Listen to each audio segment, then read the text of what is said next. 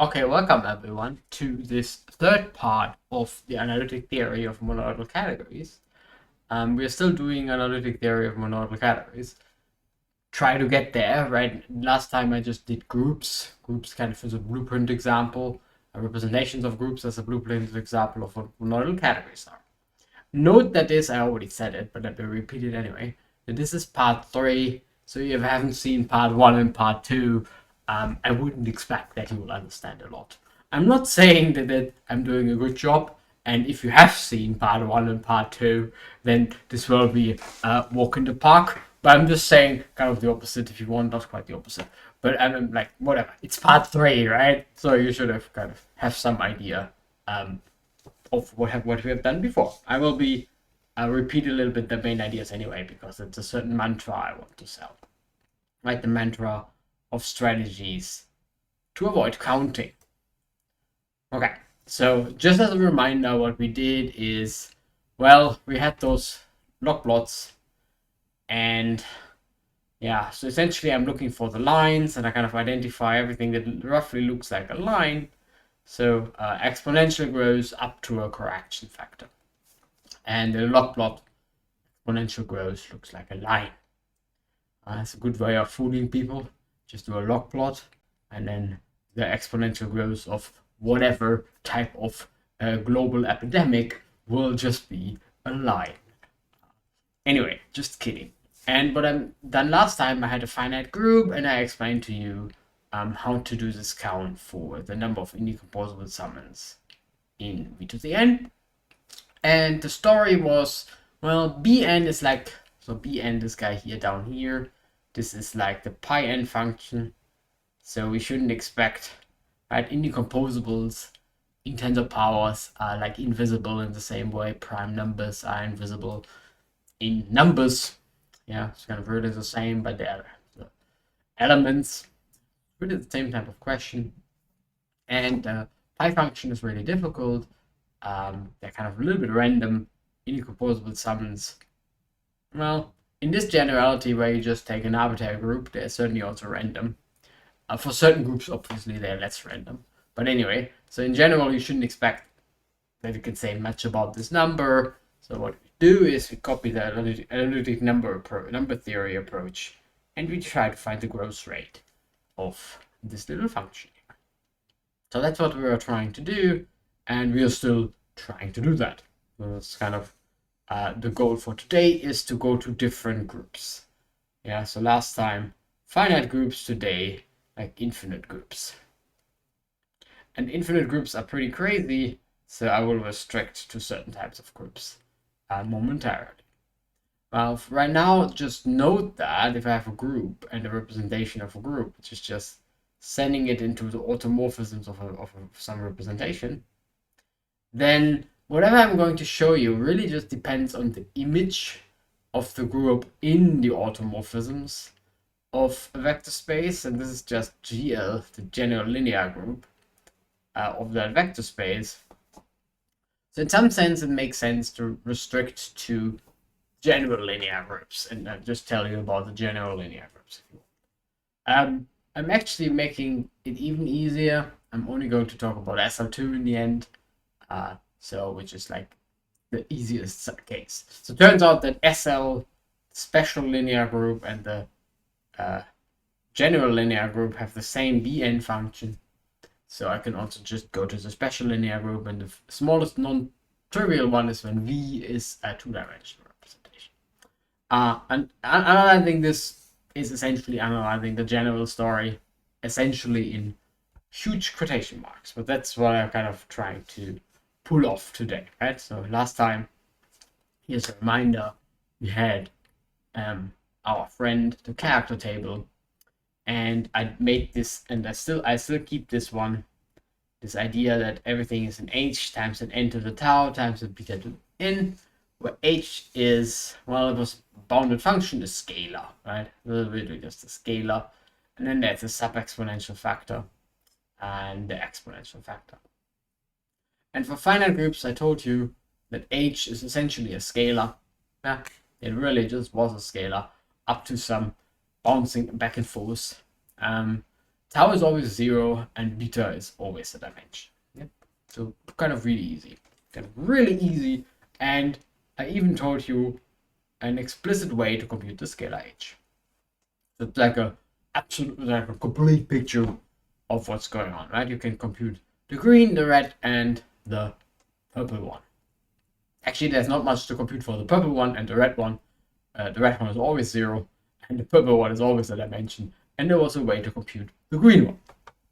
And you might wonder what happens for more general groups. Exactly the type of question at the bottom here. Okay. And the first thing you do is, it's not really difficult to show that, but maybe too difficult. Two things that read very, very differently. So in characteristic 0, the following are equivalent. So my Bn, the sub-exponential factor is trivial. So that's what I'm reading here. The sub-exponential factor is trivial. So if always n to the 0, there's always 1. And that's equivalent to exactly what I said. Like you just consider the image in GLV, and well, the image in GLV is essentially a torus. Yeah. So if the image in GLV is a torus, which essentially just says the following: the Zariski closure is a torus, which says the following essentially, if you want, it is a z to the n, or extended by a finite group. And I told you the story about the finite groups last time. So this is essentially only supposed to happen for finite groups, if you want. That the sub-exponential factor is trivial. Okay. The sub-exponential factor theorem, in characteristic 0, the following are equivalent, looks very different. The growth rate is really exponential up to a scalar, if you want. And yeah, we essentially have a finite group. This is kind of a nice statement. Note this characteristic 0 assumption here. So you might wonder what actually happens in characteristic P, prime characteristic. Let's not think about this right now. It turns out that this is like difficult. But right in characteristic 0, it's kind of a really complete statement again. Again, the beauty here is that you can actually get really complete statements in a lot of generality. So in characteristic 0, the only chance that the sub-exponential factor is 0 is you have a finite group. That's essentially what it is. Fine, you could have a torus or something, like whatever, but it doesn't really matter. Let's say a finite group. Okay, that sounds really good. 3 features I would like to point out. Kind of interesting. The exponential factor only depends on the representation. Sure, it's just a dimension of the representation. The sub-exponential factor for this case, yeah, where it is actually 1, so let's say for the finite group, does not depend on the representation. It was always 0. Tau was always 0, so it was always 1. And the asymptotic only depends on the image in GLV. Yeah, so if the image is really small, that's what we studied last time. And we next focus on SLN, if you want, over the complex number. So the SL2, which is 2 by 2 matrices, kind of the easiest non-trivial one. If dimension of my space is 1, that's a bit boring. Yeah, then you can't even talk about exponential rows, because it would be 1 to the n. So the first non-trivial one would be something like a 2-dimensional space, and you take the corresponding 2-dimensional space, and you take SL2. And, well, what is our favorite field of characteristic 0? If you're doing representation theory, your favorite field of characteristic 0 are the complex numbers. Okay, and let's recall the exponential factor is always a dimension. That was like this super general statement. So that checks out. We can still do that. The Bn is always smaller or equal to, this is still true, obviously. So the sub-exponential factor is always smaller or equal to 0, right? So it never goes above 0. Here's n to the 0. It only is somewhere below 0, and we want to figure out actually where the sub-exponential factor is supposed to sit. For infinite groups, because, let's go back to the theorem, essentially the theorem tells us that we should expect a non-trivial tau for infinite groups. And we want to now understand the tau for infinite groups. And we want to figure out what it is. Turns out that there's a funny quantization going on, a really funny quantization. I show you what it is. But for now, just this is a setting, we want to understand sub-exponential factor. Turns out that in characteristic 0, you can understand the h as well, and the variance as well. But right now, we're only focusing on the sub-exponential factor. Okay, everyone happy? Cool. Let me repeat what we want to do. This is my ansatz. The sub-exponential factor is our main focus. This guy, we understand what that is. It's always a dimension. And I will tell you about this one as well. But yeah, ignore it for now. Yeah, so what do you expect? And this is what it is. Huh? So just keep in mind the mantra here is h, n to the tau, beta to the n. Scalar, sub-exponential factor, exponential factor. Very good. In particular, right, if you take the nth root, only the exponential factor will survive anyway. So kind of my nth root thing from last time was really killing off the interesting guys, if you want, and just looked at the overall growth rate. Cool.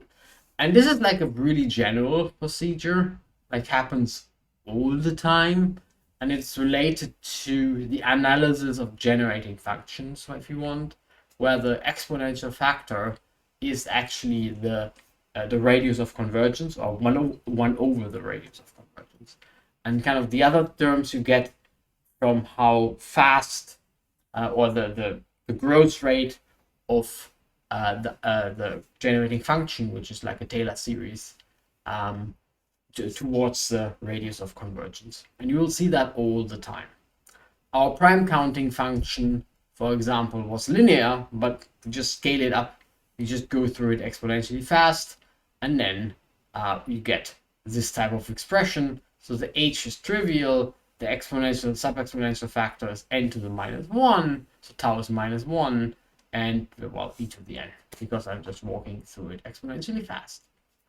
And this has this kind of pattern, like, is everywhere. It's kind of the point why we're doing this. Number of partitions grows. Number of partitions is fun. Grows as follows. There's some scalar. There's some sub-exponential factor, and then the exponential factor is a lot of fun. It's essentially an e to the pi. It's essentially the sub-exponential, the exponential factor. Not quite. There's a square root of 2 over 3. But honestly, square root of 2 over 3 is essentially 1. So let's just pretend that the number of partitions grows like e to the n, e to the pi to the n. So there's an e to the pi. In case you like e to the pi, here's an e to the pi. Anyway, again, essentially there should be an e to the pi to the square root of n. So we run through it a bit faster. But yeah, so trying to fit everything into this pattern because essentially it fits. But it depends a bit how fast the growth is. For us, this is kind of fine. I don't need to rescale at all because everything's exponential anyway. Anyway, number of trees with n vertices. It's kind of a fun thing. So it essentially grows like 3 to the n.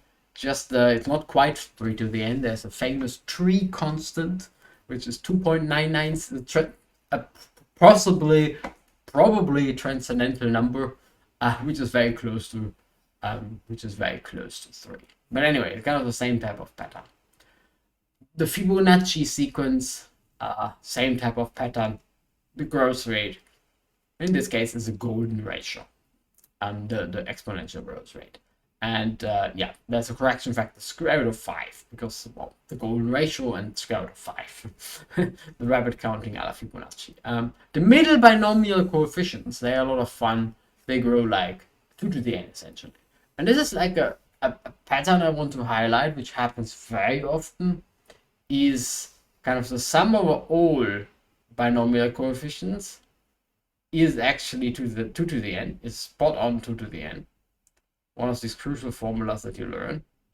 But the middle one, which is just one term in that sum, already grows like 2 to the n, up to some correction terms, which you can somewhat ignore. So 2 over pi square root is essentially 1, and then you have here a 1 over square root of n. Okay, fine. So essentially, the middle one already grows exponentially in the correct growth rate, right? The sum over all of them is 2 to the n, but the middle one already grows like 2 to the n. And you can literally see that if you plot the binomial distribution for very high numbers, it just peaks out at the middle, and everything at the boundary is like completely, you can ignore it. Yeah? And that's kind of the story again I want to sell.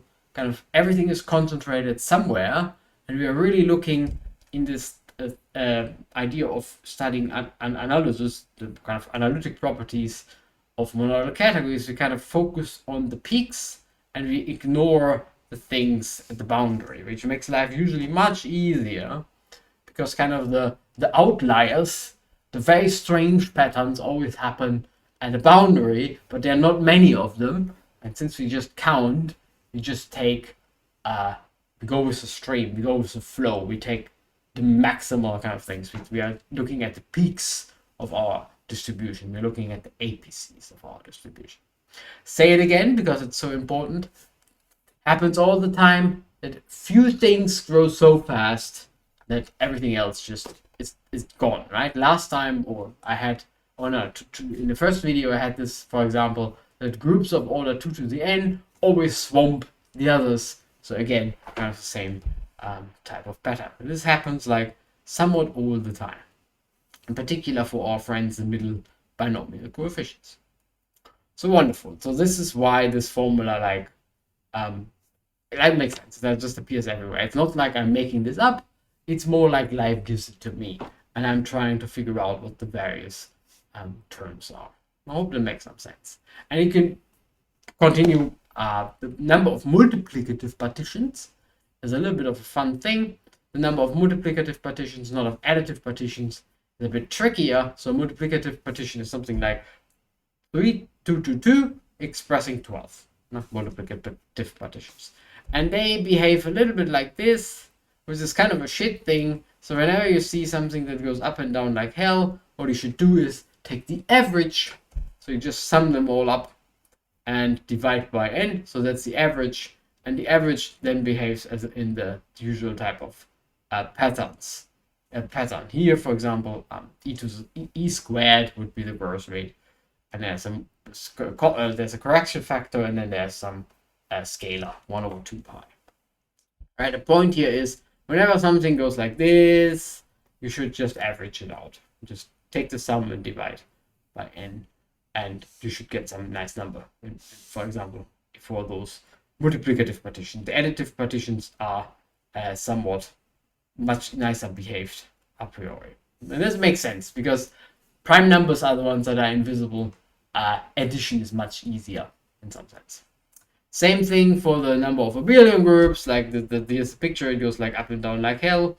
So what do? You take the average, and the average has this really nice behavior, which in this case is really ridiculous because the exponential factor is 1, the sub-exponential factor is 1, and there's really just the scalar and the scalar. So the average number of abelian groups is 2.3.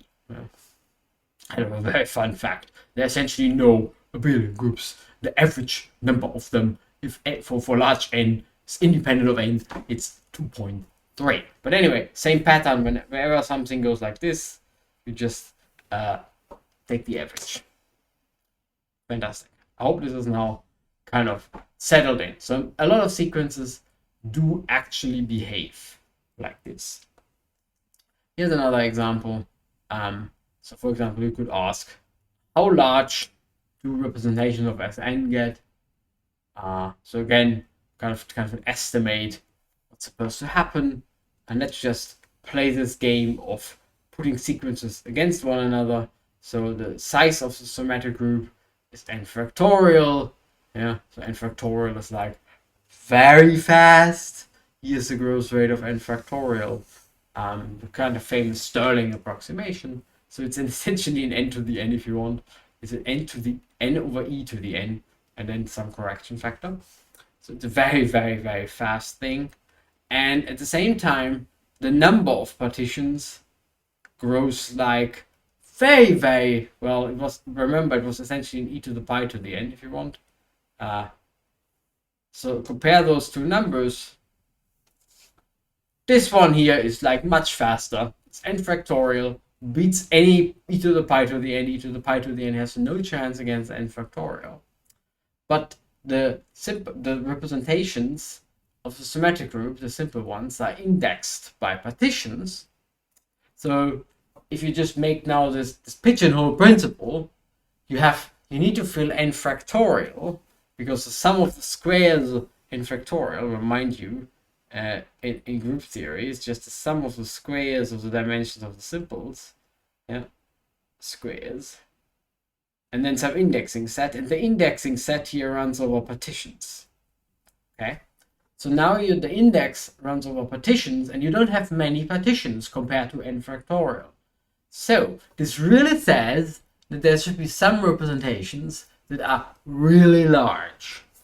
And the usual story here is, and again, it happens all the time, that if it can get worse, it gets worse. It gets as worse as it gets. That's life. Life just is unfair. It gets as bad as it gets. Even fairness is spread unfairly. Anyway, it gets as bad as it gets. So kind of the naive approximation for the dimension of the simple representations of symmetric groups, if you believe my binomial idea that the middle peaks out a lot, is that one of them should essentially be very large. And so you can easily say that one of them is of this size, just by comparing the gross rates of those two numbers. I hope that makes sense. You need to fill the sun, which in this case is n factorial, with the planets, which in this case is the number of partitions, e to the pi to the n. And this is just needs a lot of partitions, but you don't have enough, so there must be some large representation, some really large Jupiter type thing. In this case, Jupiter is really large, namely essentially the sun already. I hope that makes some sense. So indeed, the maximal dimension of simple representations is large of the symmetric group. Fine.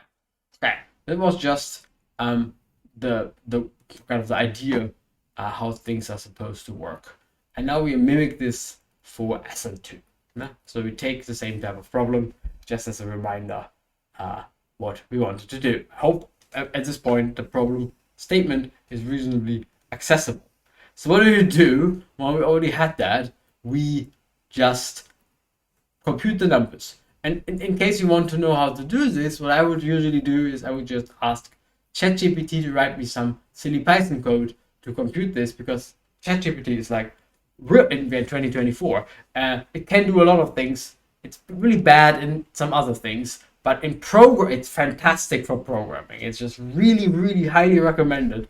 If you have something you need to compute, some program you need to write, ask ChatGPT to help you with it. It's really good. In particular, with more popular programming languages like Python, it just spits out the code. You can just copy it and put it in some online calculator. It's really useful.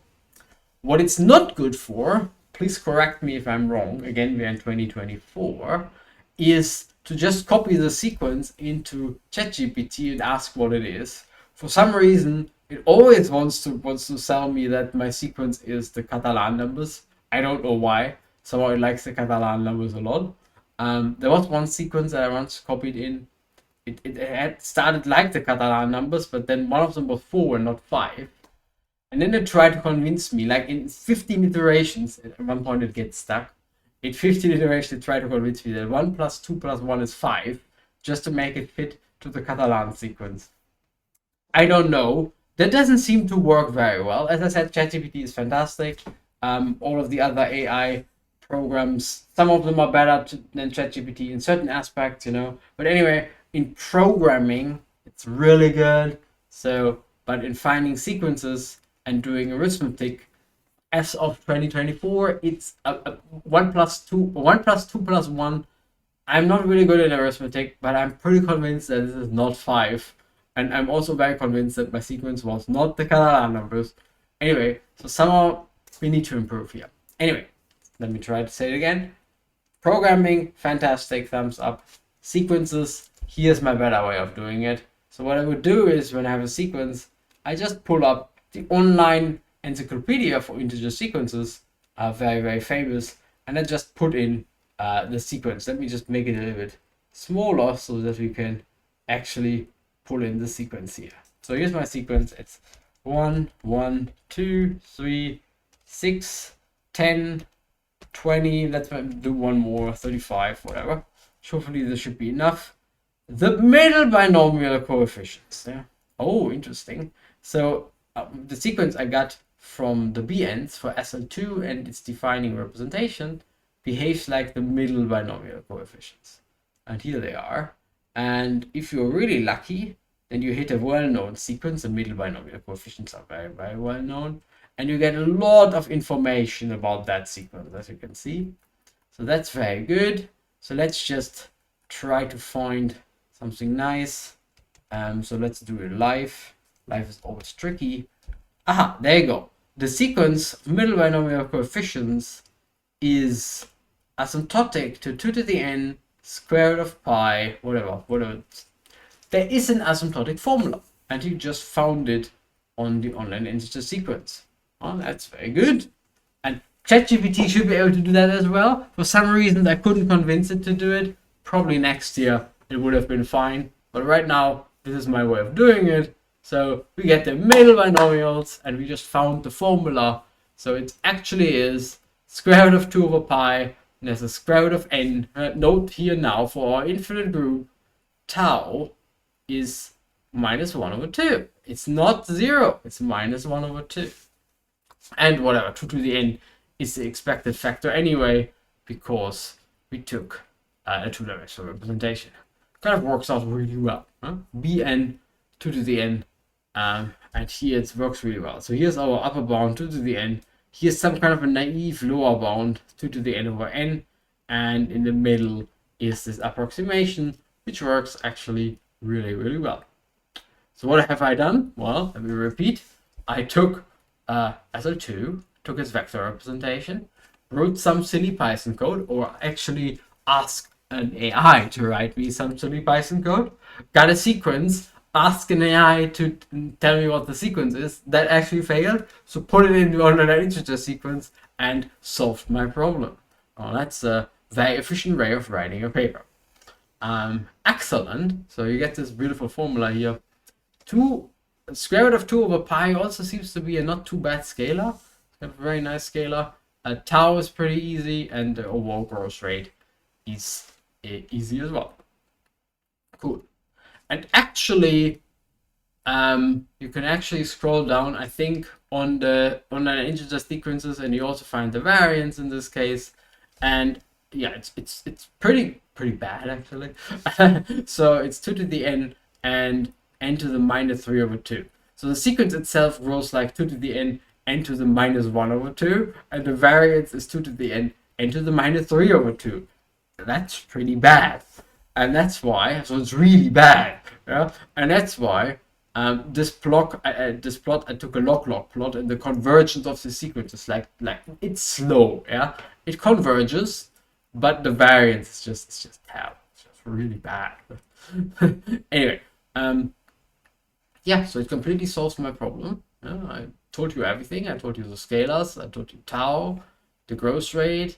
I even can tell you the variance. And the only thing I did is I asked AI to write me some Python code and got a sequence and put the sequence into the online integer sequence. So let's do that again. So let's start with the three-dimensional representation. Write some silly Python code. You get a sequence of numbers. You can copy the sequence of numbers into the online integer sequence.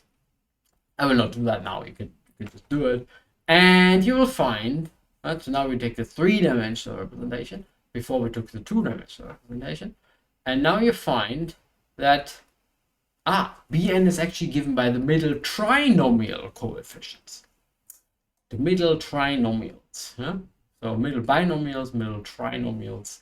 If you don't know what a trinomial is, Well, let me remind you what a binomial is. A binomial would be something like you want to analyze x plus y to the n, and you want to analyze the coefficients, and the trinomial would be x plus y plus z to the n, and you want to analyze the various coefficients. And the middle k-nomial, the k-nomials, you get now what the k-nomials are. Anyway, you just find them in the online integer sequence, and they tell you this beautiful answer here, that the growth rate is 3 to the n, kind of expected because we took a three-dimensional representation. The exponential factor still, the sub-exponential factor is still the same, didn't change, and some different scalar, and the variance essentially still the same as well.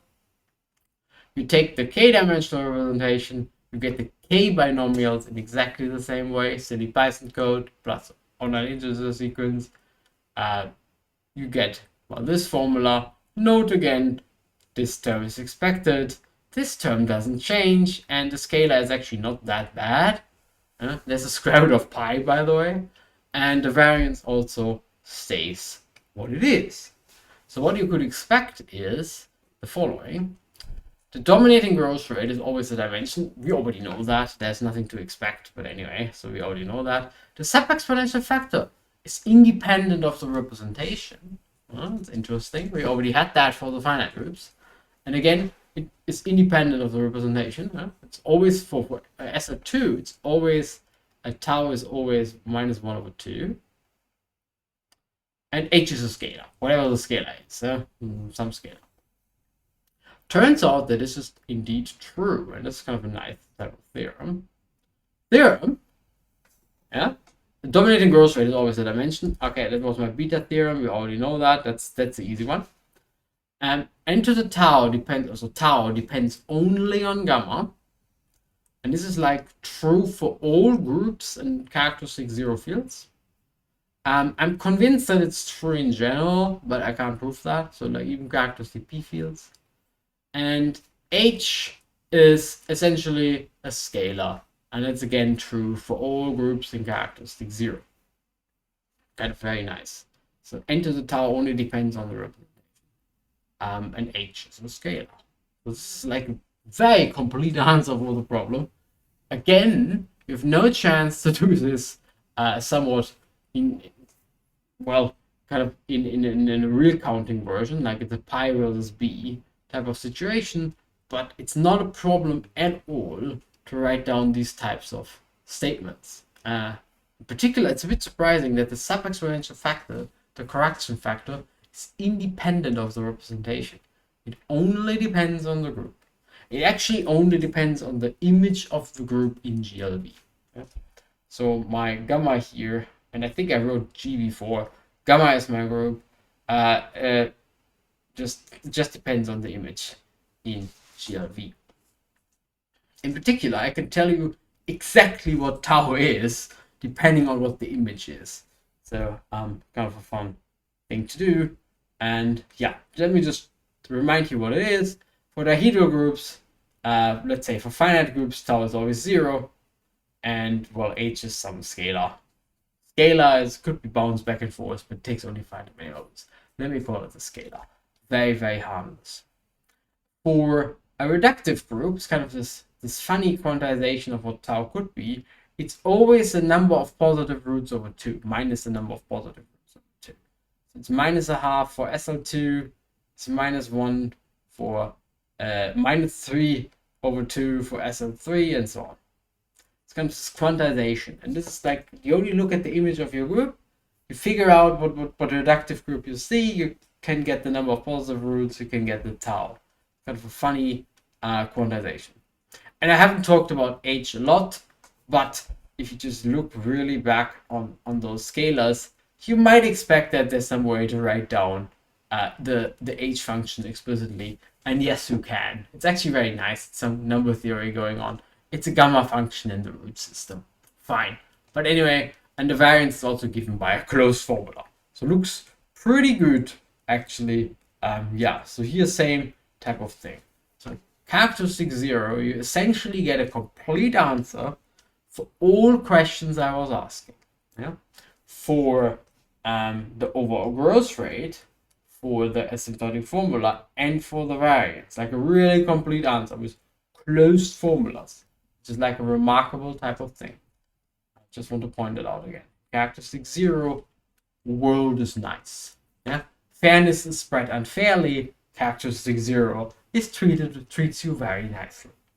Fairness is spread unfairly.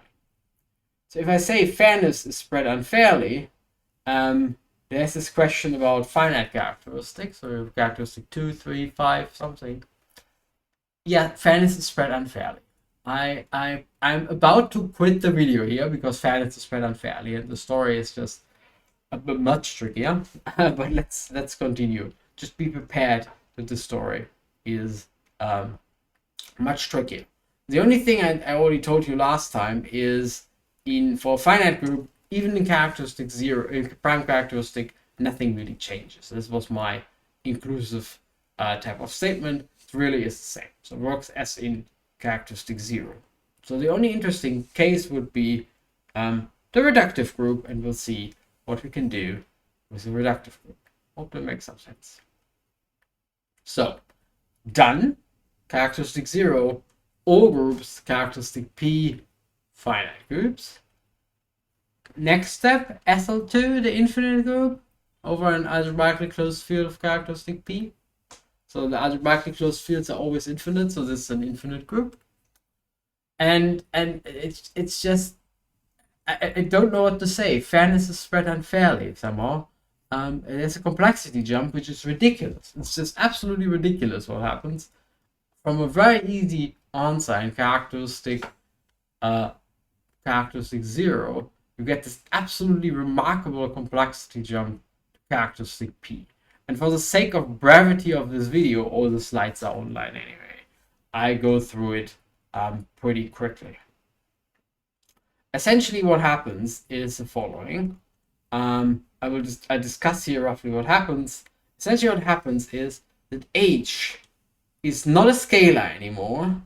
It's like a very different type of thing. It's more like a devil's staircase function. So H is a ridiculously complicated function. It approaches a periodic function, in this example that I gave, akin to devil's staircase.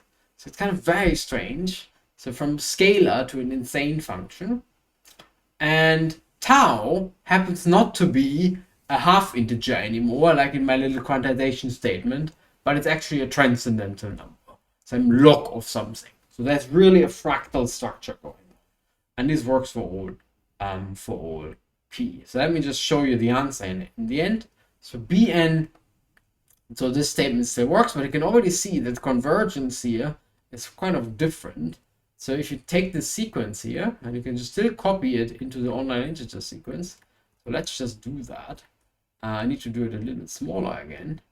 So again, terrible Python code. Oh no, I think I needed to be a bit more sophisticated here. So maybe it wasn't terrible Python code. But anyway, here's a sequence. 99, 29, 29, whatever, that should be enough. And one result found. Wonderful. The number of indicopotential summons in the tensor power of the vector representation of SL2 in characteristic 2. Here's the sequence. And you're very happy because you can again find the asymptotic formula. Wonderful.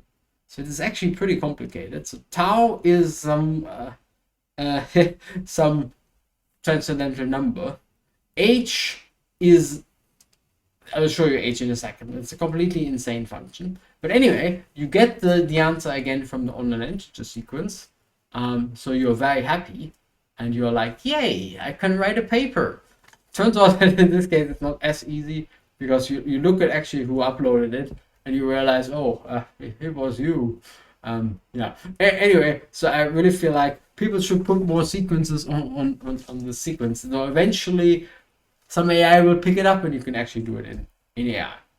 Anyway, it was just a waffle. So let me say it again what happens. I'm not going too much into details here, but the tau is now a transcendental number instead of a half integer, which is an indication that there should be a fractal going on, and you can literally see the fractal in H, because H is not a scalar anymore. It is a very complicated function. It's kind of fun. So if you, it's a bump on a bump on a bump. So h is really insane. It's a fractal type of function. So it has, for example, infinitely many Fourier coefficients. It's highly oscillating. So it's a bump on a bump on a bump. That's what I'm saying. So if you look at the function, whatever, it does something, and you zoom in, and on the zoom in, it goes up, and you zoom in, and on the zoom in, it does some, and on the zoom in, you get the point. So it's kind of a fractal function that behaves like Dirichlet's type function. It's kind of a very nice type of thing. Anyway, I don't want to talk about it too much because it just gets really complicated. But what you should have in mind is the following. From the theorems, gross overall growth rate is always a dimension. Tau,